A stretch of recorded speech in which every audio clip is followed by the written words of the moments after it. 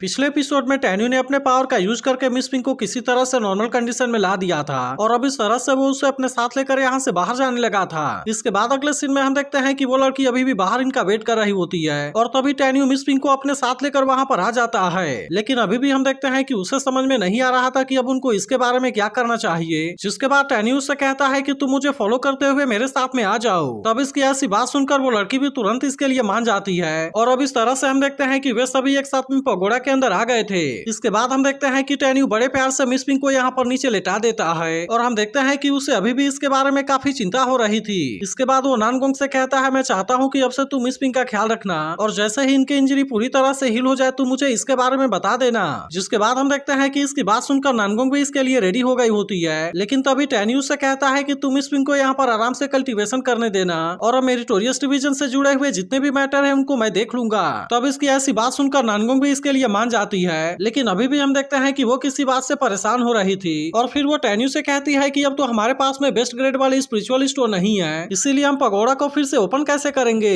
तब इसकी ऐसी बात सुनकर टैन्यू से कहता है कि तुम इसके बारे में बिल्कुल भी चिंता ना करो क्योंकि मेरे पास में इसके लिए अपना एक तरीका है। इसके बाद वो उससे कहता है कि मैं सबसे पहले सेकंड एल्डर से मिलने के लिए जा रहा हूँ और फिर उसके बाद मैं इस पगोड़ा को ओपन करूंगा। लेकिन अभी भी हम देखते हैं कि उसे सबसे ज्यादा मिस पिंक के बारे में ही चिंता हो रही थी। इसके बाद अगले सीन में हम देखते हैं कि टैन्यू सेकंड एल्डर से मिलने के लिए आ गया था, जहाँ पर हम देखते हैं कि उनकी भी कंडीशन काफी खराब होती है और वो टैन्यू से बात करने के लिए अपने बेड से उठ भी नहीं पा रहे थे। जिसके बाद हम देखते हैं कि टैन्यू उनसे उनके कंडीशन के बारे में बात करने लगता है और फिर इनसे पूछता है कि क्या आपको इसके बारे में कोई अंदाजा है कि ऐसा किसने किया होगा। लेकिन हम देखते हैं कि सेकेंड एल्डर को भी इसके बारे में कुछ पता नहीं होता, इसीलिए वो उससे कहते हैं कि मैं इसके बारे में श्योर नहीं हूँ, लेकिन फिर भी मुझे ऐसा लगता है कि जिन लोगों ने हमारे ऊपर अटैक किया था उनकी पावर हमसे बहुत ज्यादा थी। इसी के साथ वो उससे कहते हैं कि अगर मेरे पास में लाइफ सेविंग ट्रेजर नहीं होता तो फिर मुझे ऐसा लगता है कि मैं भी उनके हाथों वहां पर मारा गया होता। जिसके बाद हम देखते हैं कि इसके बारे में जानकर टैन्यू भी इस बात से काफी उदास हो गया होता है और सेकेंड एल्डर भी उदास होते हुए कहने लगते हैं कि यहाँ पर जो भी हुआ मैं उसके लिए बहुत ही शर्मिंदा हूँ क्योंकि हमने इतने समय से जितने भी स्पिरिट स्टोन को माइनिंग किया था वे सभी हमसे लूट लिए गए और मैं उनको बचाने के लिए कुछ भी नहीं कर सका। इसी के साथ वो कहने लगते हैं कि मिस पिंक उनका यूज करके पगोड़ा को ओपन करने वाली थी, इसीलिए मुझे ऐसा लगता है कि अगर मैंने अपने लाइफ को खो दिया होता तो कोई बड़ी बात नहीं होती, लेकिन मुझे किसी भी कीमत पर स्पिरिट स्टोन को नहीं खोना चाहिए था। लेकिन तभी इनकी ऐसी बात सुनकर टैन्यू से कहता है कि आप इसके बारे में बिल्कुल भी चिंता ना कीजिए क्योंकि मुझे पता है कि यहाँ पर जो भी हुआ उसमें आपकी कोई भी गलती नहीं थी। इसी के साथ मैं आपसे कहना चाहता हूँ कि मैं उन लूटे गए स्पिरिट स्टोन को किसी भी तरह से रिकवर जरूर कर लूंगा और इसीलिए मैं चाहता हूँ कि आप इसके बारे में ज्यादा परेशान ना हो। इसी के साथ वो इनसे कहता है कि जिसने भी हमारे स्पिरिट स्टोन को लूटा है मैं उनको इसके लिए बहुत ही दर्दनाक सजा दूंगा। इसी के साथ वो गुस्सा होते हुए कहता है कि मैं तो उनको खत्म भी कर दूंगा। लेकिन तभी हम देखते हैं कि इसकी ऐसी बात सुनकर सेकेंड एल्डर को भी टैन्यू के बारे में चिंता होने लगी थी, इसीलिए वो उसे समझाने लगते हैं कि तुम इसके बारे में बिल्कुल भी जल्दीबाजी ना करो क्योंकि मुझे ऐसा लगता है कि अब तुम्हें अपने सेफ्टी के बारे में ज्यादा ध्यान देना चाहिए। तब इस पर टैन्यू उनसे कहता है कि आप इसके बारे में बिल्कुल भी चिंता ना कीजिए क्योंकि मैं इसके बारे में अपना पूरा ध्यान रखूंगा। तभी इसी बीच हम देखते हैं कि वो अपने पास से एक स्टोरेज रिंग निकालते हैं और फिर वो इसे टैन्यू को देते हुए कहते हैं कि इसमें माइन किया गया स्पिरिट स्टोन है और इसीलिए मैं चाहता हूँ कि तुम इसे अपने पास में संभाल कर रखना। जिसके बाद हम देखते हैं कि टैन्यू भी इसके लिए मान गया था, लेकिन इसी के साथ वो इसे कहते हैं कि तुम स्पिरिट स्टोन को एक्सचेंज करने के लिए फेंग सिटी के टोंगटियान स्पिरिट पवेलियन में मत जाना क्योंकि मुझे ऐसा लगता है कि मेरे ऊपर जो अटैक हुआ था वो असल में उनसे रिलेटेड है। अब इतनी बात कहने के बाद वो उससे कहते हैं कि ट्रेजर पवेलियन भी स्पिरिट स्टोन को एक्सचेंज करता है, जिसके बारे में अगर बात किया जाए तो उसकी रेपुटेशन भी बहुत अच्छी है और इसीलिए मुझे ऐसा लगता है कि तुम इसके लिए वहाँ पर जा सकते हो। तब इसके बारे में सुनकर टैन्यू कहता है कि मैं आपके बातों को याद रखूंगा, लेकिन अभी के लिए सबसे पहले आप अपने आराम करने के ऊपर ध्यान दीजिए। अब इतनी बात कहने के बाद हम देखते हैं कि टैन्यू यहाँ से जाने लगा था, लेकिन तभी वो सेकेंड एल्डर से कहता है कि यहाँ पर इतनी बड़ी बात हो गई, लेकिन इसके बाद भी यहाँ के सीनियर तेनताई लोग ने इसके बारे में कोई भी एक्शन क्यों नहीं लिया।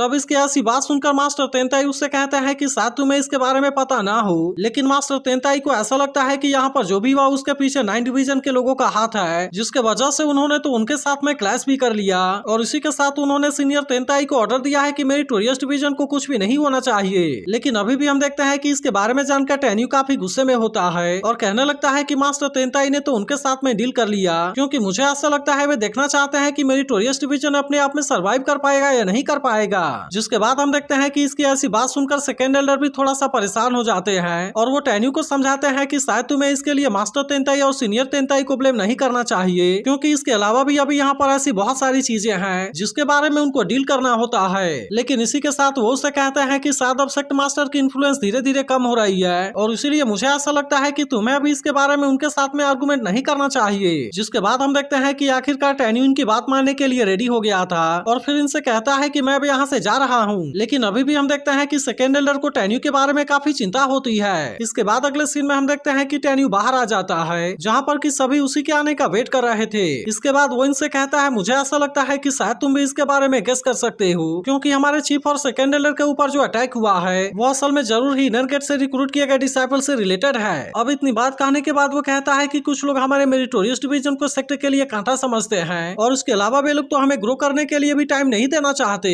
लेकिन हम देखते हैं कि कोई भी इसके बारे में टैन्यू से कुछ नहीं कहता। जिसके बाद टैन्यू से कहता है कि हमें अपने एनिमी के हिडन इंटेंशन के साथ में सामना करना होगा और इसीलिए मैं चाहता हूँ कि तुम सभी भी इसके लिए पूरी तरह से रेडी हो जाओ। जिसके बाद हम देखते हैं कि वे भी इसमें टैन्यू का साथ देने के लिए पूरी तरह से रेडी हो गए थे। तो अब इस पर टैन्यू से कहता है कि सोल रिफाइनरी के सभी स्टूडेंट को अपने ट्रेनिंग को रोक देना चाहिए, क्योंकि उन सभी को स्पिरिट माइन में जाना होगा ताकि इस तरह से वे सभी वहां से स्पिरिट स्टोन को इकट्ठा करने में हेल्प कर सकें। और अब इतनी बात कहने के बाद वो इनसे कहता है कि इसकी पूरी जिम्मेदारी मेंगाई चियान, सियाओ और लुओ की होगी, इसीलिए मैं चाहता हूँ कि तुम वहां से माइन किए गए स्पिरिट स्टोन को इनको हैंड ओवर कर देना, क्योंकि अगर जिसने भी इनके बात को मानने से मना कर दिया उसे वहीं पर मार दिया जाएगा। जिसके बाद हम देखते हैं कि इसकी बात सुनकर वे सभी भी इसके लिए पूरी तरह से रेडी हो गए होते हैं। तभी लुओ टैन्यू के सामने आकर उसे कहता है कि तुम इसके बारे में बिल्कुल भी चिंता ना करो, क्योंकि तुम जैसा बोलोगे हम वैसा ही करेंगे। तब इनकी बात सुनकर टैन्यू इनसे पूछता है कि क्या तुम मुझे अपने पास वाले स्पिरिट स्टोन को दे सकते हो, क्योंकि मैं इसे बेस्ट क्लास के स्पिरिट स्टोन में चेंज करने के लिए फेंग सिटी में लेकर जाऊंगा। लेकिन इसी के साथ मैं तुमसे कहना चाहता हूँ कि तुम इसके बारे में बिल्कुल भी परेशान ना होना, क्योंकि हम जैसे ही स्पिरिट माइंड से स्पिरिट स्टोन को कलेक्ट करेंगे मैं तुम सभी के स्पिरिट स्टोन को तुम्हें वापस कर दूंगा। जिसके बाद हम देखते हैं कि इसके बारे में सुनते ही लुओ तुरंत इसके लिए मान जाता है और फिर वो टैन्यू से कहता है कि अगर इस समय हमारे पास में ऐसी सिचुएशन है तब हमें अपने तरफ से भी कंट्रीब्यूशन जरूर करना चाहिए। अब इतनी बात कहने के बाद हम देखते हैं कि उसने अपने स्टोरेज रूम को इसे दे दिया था। जिसके बाद हम देखते हैं कि बाकी सभी लोग भी ऐसा करने के लिए रेडी हो गए थे और वे सभी भी एक एक करके अपने स्टोरेज रूम को इसे दे देते हैं। लेकिन तभी टैन्यू से कहता है कि फिटल सोल रिम के जितने भी स्टूडेंट हैं उनको अभी यहाँ पर प्रैक्टिस करने की जरूरत है। जिसके बाद हम देखते हैं कि इसके बारे में सुनकर वे सभी इस बात से परेशान हो गए थे और फिर सियाना उसे कहती है कि हमारे पास में स्पेस टाइम पगोड़ा को ओपन करने के लिए बेस्ट क्लास वाले स्पिरिचुअल स्टोन नहीं है, इसीलिए क्या मैं जान सकती हूँ कि तुम इसके बारे में क्या करोगे। तब इस पर टैन्यू से कहता है कि तुम्हें इसके बारे में चिंता करने की जरूरत नहीं है, क्योंकि अभी भी मेरे पास में कुछ बेस्ट क्लास वाले स्पिरिचुअल स्टोन है जो कि पगोड़ा को 1 महीने तक ओपन रखने के लिए काफी है। जिसके बाद हम देखते हैं कि इसकी बात सुनकर फिटल सोल रिम वाले स्टूडेंट पगोड़ा के अंदर चले गए थे और अब टैन्यू अपने पास के बेस्ट क्लास वाले स्पिरिचुअल स्टोन का यूज करके इनको ओपन कर देता है। इसी के साथ हम देखते हैं कि वो लुआ और बाकी लोगों से स्पिरिट माइंड में जाने के लिए कहता है, जिसके बारे में सुनते ही वे सभी तुरंत यहाँ से निकल जाते हैं। लेकिन तभी इसी बीच हम देखते हैं कि मेंगाई को टैन्यू के बारे में चिंता होने लगी थी,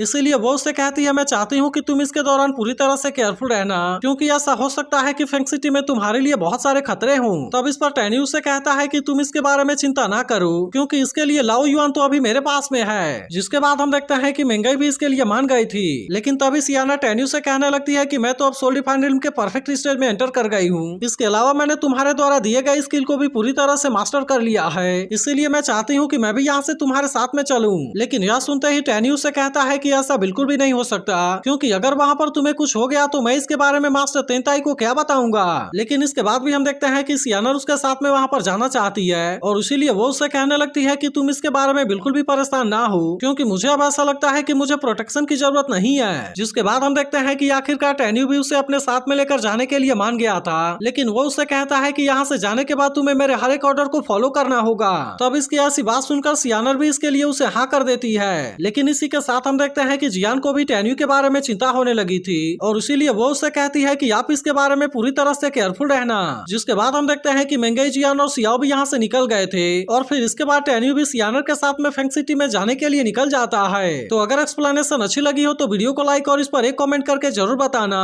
और अगर आपने इसके पिछले एपिसोड को मिस कर दिया हो तो लेफ्ट वाली वीडियो जरूर देख लेना।